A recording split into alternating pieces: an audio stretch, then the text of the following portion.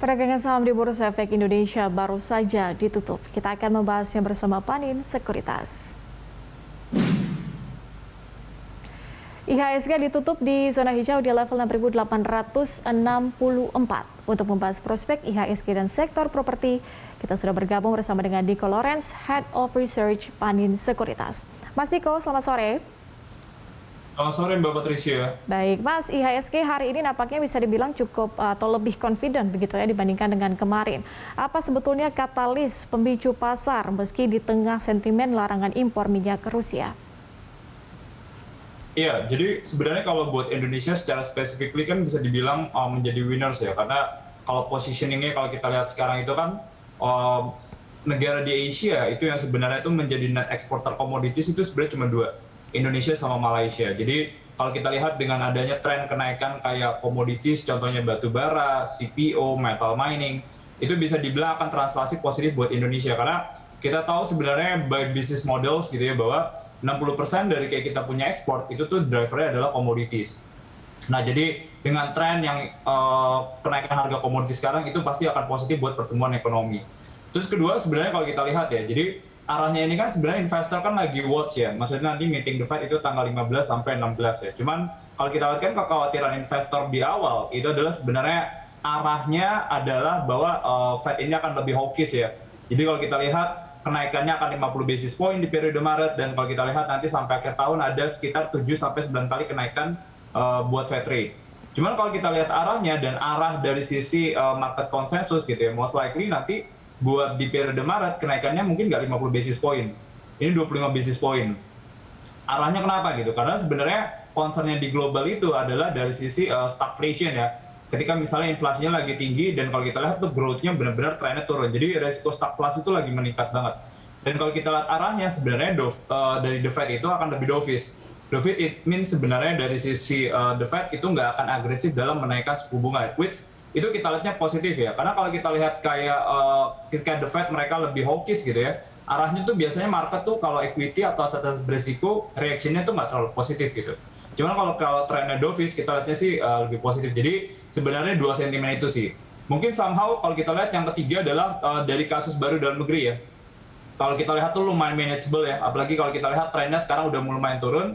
Dan dibandingkan negara-negara Asia yang lain, ini somehow kalau kita lihat dari sisi duration, ini nggak terlalu panjang ya. Maksudnya lebih rendah dibandingkan, lebih pendek dibandingkan negara-negara lain ya.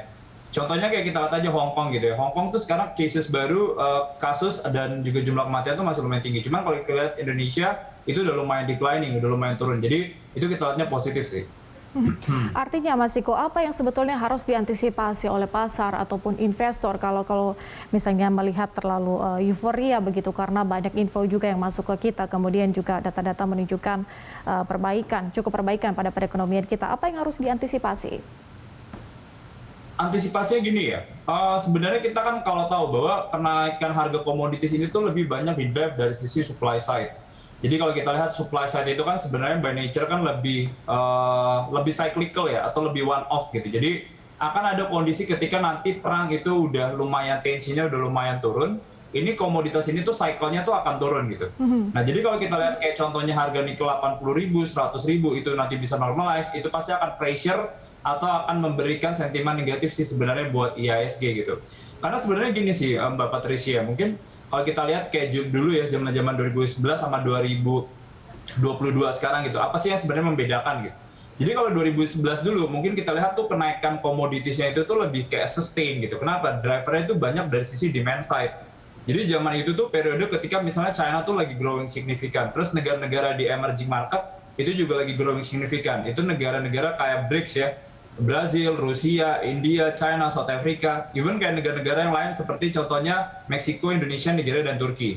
Demand-nya tuh benar-benar signifikan. Kenapa waktu itu tuh translasinya harga komoditinya naik, habis itu ada capex-nya meningkat, properti, otomotif itu bagus. Cuma sekarang kalau kita lihat itu kenaikannya somehow ada risiko nih, maksudnya masalah sustainability, karena ini lebih banyak di drive dari sisi supply side-nya. Jadi kalau misalnya nanti once dari sisi tension yang udah lumayan turun, ada risiko sebenarnya itu komoditi itu akan normalize ya, atau ibaratnya kembali ke harga equilibrium-nya. Jadi translasinya itu menurut kita tuh ada risiko sebenarnya buat buat market dalam jangka pendek dan menengah ini. Artinya dengan adanya risiko harga komoditas yang kemudian normalize tadi Anda sebutkan atau mungkin turun begitu, apa yang harus disiapkan? Ini semua stakeholder baik itu dari pemerintah sampai dengan investor. Nah, kalau kita lihat sih sebenarnya dari pemerintah ya, kalau kita lihat sih pemerintah sih positioningnya udah lumayan kuat ya. Maksudnya dengan adanya, mungkin kita lihatnya dua side ya. Kan kalau kita lihat harga komoditi ini, kita udah enjoy ya dari kenaikan komoditi ini, kita just riding the wave gitu. Kita coba just riding the wave. Cuma kalau misalnya nanti tiba-tiba kayak translasinya karena rupiahnya seperti apa nih? Karena kan misalnya gini ya, maksudnya banyak beberapa negara yang biasanya mereka contohnya ambil minyak atau misalnya gas dari Rusia, mereka shifting nih ke negara-negara emerging kayak contohnya misalnya Indonesia. Bukan minyak dan gas sih, cuma misalnya kayak komoditi lain yang biasanya mereka ambil nikelnya banyak dari Rusia, mereka shifting misalnya ke Indonesia. Nah kalau seandainya itu normalize, berarti kan demand buat komoditinya kan trennya bakal turun. Kalau tren komoditinya itu demand-nya bakal turun dari Indonya, ada shifting gitu ya, pasti kan ada risiko dari sisi nilai tukar. Cuma sebenarnya kalau kita lihat positioning-nya Bank Sentral itu somehow lebih kuat ya, karena sebenarnya pertama kalau kita lihat dari sisi posisi foreign reserve-nya aja, posisi foreign reserve-nya kita lumayan kuat. Terus kalau kita lihat juga fiscal deficit itu trennya juga makin rendah ya, maksudnya jadi kita nggak ada butuh financing yang signifikan dari sisi USD, which itu juga ngurangin demand dari sisi dolarnya juga, jadi itu bakal jaga rupiahnya. Terus posisi current account kita, trade balance kita juga masih lumayan bagus. Sama yang keempat adalah posisi buat kepemilikan asing di obligasi Indonesia itu sekarang tuh cuma 19%. Nah jadi itu bisa mitigasi itu. Nah jadi dari sisi Bank Sentral kita menurut kita juga udah lumayan jaga ya. Kalau dari sisi fiskalnya gimana pemerintah? Positioningnya sih sebenarnya kalau dari sisi harga oil sekarang itu pemerintah tuh buffernya udah lumayan banyak ya. Pertama adalah kalau kita lihat dari sisi subsidi energi ya, subsidi energi kalau kita lihat APBN 2022 itu tuh trennya masih naik. Nah jadi kalau kita lihat itu lumayan jadi buffer juga. Plus kalau kita lihat kan tahu ya bahwa pemerintah ini pun sekarang lagi gencar-gencarnya menerapkan biodiesel, B10, B20, sekarang bahkan wacananya adalah B40. Jadi itu sebenarnya juga sedikit mengurangi ketergantungan terhadap oil itu tadi. Jadi ibaratnya itu bisa dimitigasi dari biodiesel. Jadi itu sih sebenarnya dari sisi ekonominya. Cuman kalau dari sisi investor ya, dari sisi investor sih kita lihatnya sebenarnya kalau buat beberapa komoditi yang udah naiknya udah lumayan signifikan, kita mungkin bisa sedikit kurangin ya. Apalagi kan beberapa komoditi kayak contohnya Antam, Inco, ITMG, beberapa komoditi lain, itu naiknya udah signifikan. Mungkin kita bisa kurangin sedikit-sedikit ya, maksudnya kita kurangin sedikit porsinya, kita bisa shifting sebenarnya ke sektor-sektor lain yang sebenarnya masih agak ketinggalan nih dibandingkan dengan peers-nya. Oke, Mas Niko, kita melihat sepanjang perdagangan hari ini nampaknya ada salah satu sektor yaitu sektor properti yang menopang kenaikan indeks harga saham gabungan untuk terus berada di teritori positif. Kalau Anda sendiri melihat Mas Niko dari Panin juga, seperti apa kemudian proyeksi sektor properti ini di kuartal pertama tahun 2022. Apakah kemudian siklus lonjakan permintaan properti ini akan terjadi dengan pengaruh kenaikan harga komoditas?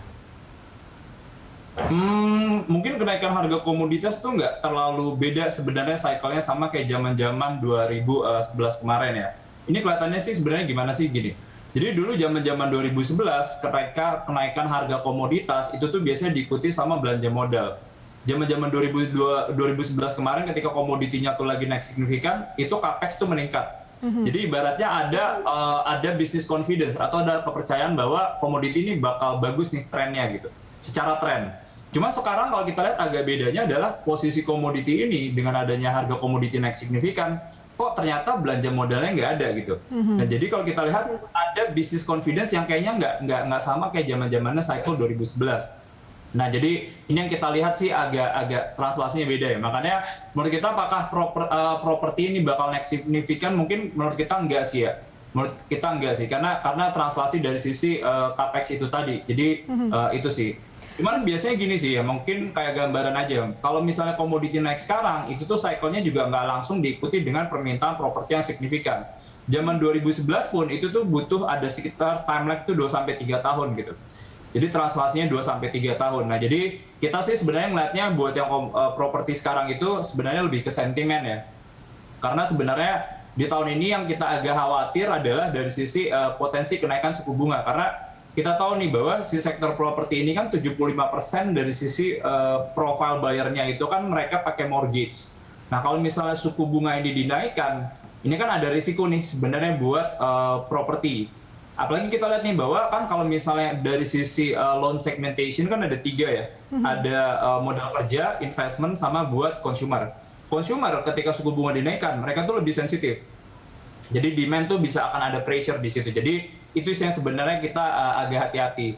Terus mungkin yang terakhir sebenarnya gini sih ya, kalau kita lihat guidance dari beberapa pemain properti gitu ya, yang cukup besar, itu range-nya itu juga nggak naik signifikan ya di tahun ini ya, mungkin range-nya 8-10%. Jadi kayaknya kalau kita lihat sih masih agak begitu berat ya, walaupun pemerintah pun udah lumayan bantu nih dari sisi kebijakan insentifnya ya. Jadi kita tahu bahwa buat rumah di bawah 2 miliar itu kan ada insentif PPN ya. Tahun lalu kan 100%. Nah, terus 2 sampai 5 miliar juga ada insentif. Nah, cuman itu sih yang sebenarnya menurut kita agak ada resiko sih dari sisi suku bunga itu tadi. Oke, kalau dari proyeksinya belum terlalu positif untuk sektor properti, ada rekomendasi alternatif sektor lain, Mas Niko? Kalau buat kita sih sebenarnya yang lumayan benefit dari kondisi saat ini kan adalah banks ya. Maksudnya banks itu yang sebenarnya secara proxy itu kuat ya.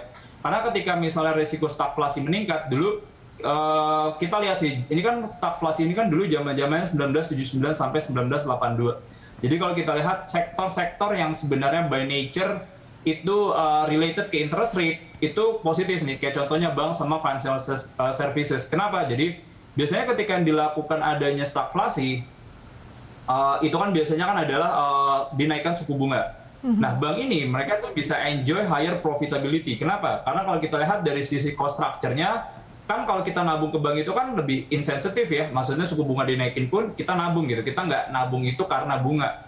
Karena ibaratnya kemudahan untuk transaksi. Jadi itu nggak akan terpengaruh. Cuman kalau dari sisi suku bunga dasar kredit, itu pasti ada adjustment.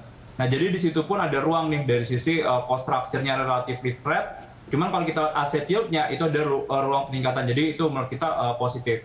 Dan somehow kalau kita lihat yang masih lumayan positif sekarang adalah komoditi kita masih bisa nikmatin sih ya.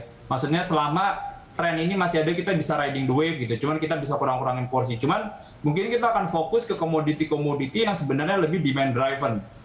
Maksudnya secara kenaikan harganya itu juga didorong dari sisi kenaikan permintaan. Kayak contohnya adalah nikel ya. Kalau kita tahu bahwa di nikel ini kan di Global City kan banyak kepake buat stainless steel, buat yang kayak baja anti karat, buat electric vehicle juga, which arah kedepannya juga sebenarnya akan lebih fokus ke ESG.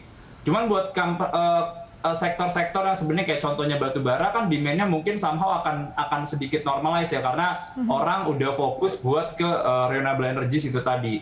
Nah, CPO juga sama, ada concern ESG di situ karena ada masalah deforestry dan lain-lain. Nah, jadi kita akan fokus ke komoditi yang sebenarnya secara demand itu masih bakal bagus ya, Mbak Patricia ya. Baik, perbankan dan juga komoditas nikel menjadi rekomendasi dari Pandin Sekuritas. Mas Niko Lawrence, terima kasih atas informasi dan juga analisis dari Anda. Sama.